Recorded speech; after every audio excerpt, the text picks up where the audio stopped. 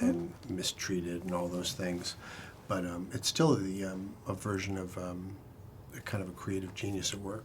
You know, it's still, you're still watching a guy keep that flame alive and inside of him, even when he's being drugged and medicated and abused and all those things. It's like it couldn't be snuffed out. You know, this movie is, I mean, it's about surviving and resilience and love, you know, pulling you through. And I find it really inspiring. Their whole story is so inspiring. When you meet them today and they're so happy and they're still in love and they have a family and they've got dogs running around and he still makes his music, and there's just a support now, you know, that he deserves, that he earned. I don't know if he ever really had, you know. Yeah.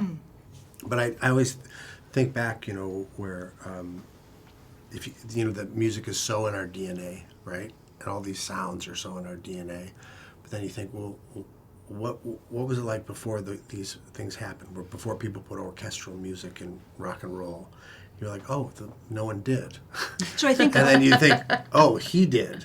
So then, but then you have to like visualize or hear this sound long before it arrives, because you have to ask symphony orchestra people to come in, and you have to say, you know, tweak your string and you know, and then 3 tubas. Okay, the tuba in the center mic just go 1 inch left, and he's competing with the Beatles, with George Martin and Ringo Starr and these 2 little songwriters named Lennon and McCartney, and they're going blow for blow, Rubber Soul, God Only Knows, doing these things, and he had 1 ear, and he was doing all of it.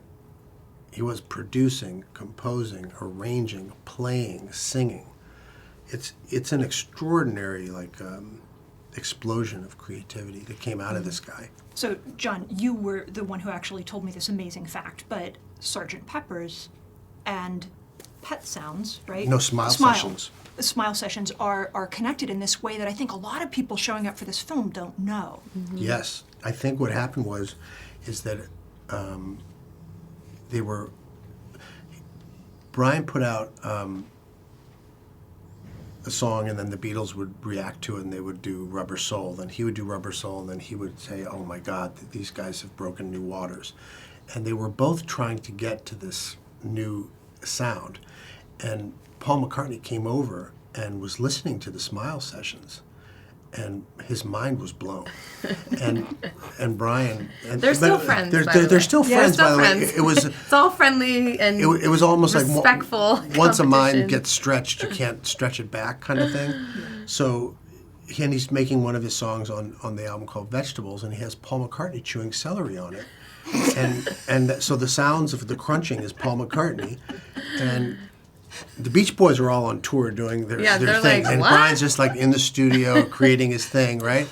And then McCartney goes back and says, "Scrap everything, man," because I just have my mind blown, right? And it's not even that they stole from each other or not, but they really inspired. I mean, but each you other. can hear Yeah. Sgt. Pepper's in Smile Sessions, and you can hear ELO in Smile Sessions. You So can true. hear everything that happens in the next 50 years in pop music. You It can was like a hear moment in in art that Smile had to Sessions. explode, and it exploded in a few different places. Yeah. So the title of the film is Love and Mercy, and your character it really shows the true meaning of love and mercy to Brian Wilson. Your character, who is a real woman.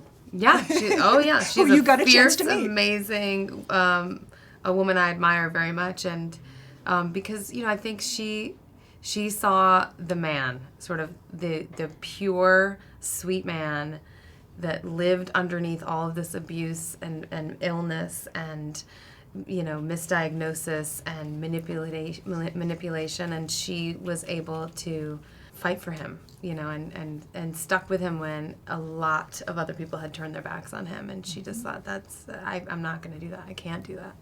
And I love that about her. They're like sweethearts to this day. Yeah. I mean, they're really loving and sweet, and they have saved each other. I mean, it really is a two-way street. She was saved too. Her life became something she didn't imagine when she met Brian Wilson. John, I know that this has been an important and transformative experience for you, taking on the role of Brian Wilson and on a recovering Brian Wilson. What will you take out of this experience for the rest of your life? Well, I think when you step into the mindset of someone who is so unformatted, and it's not like he won't be put in a box. He doesn't even recognize the walls of the boxes, And I think there's a part of us that we have to keep alive that way. That's exploratory. That's taking risks. That's going to go by intuition, the mood of your soul. So it sort of affirms the world sort of beats that down and tries to snuff that flame out and says, okay, you're this, get in your box, go in here. And I think doing this is kind of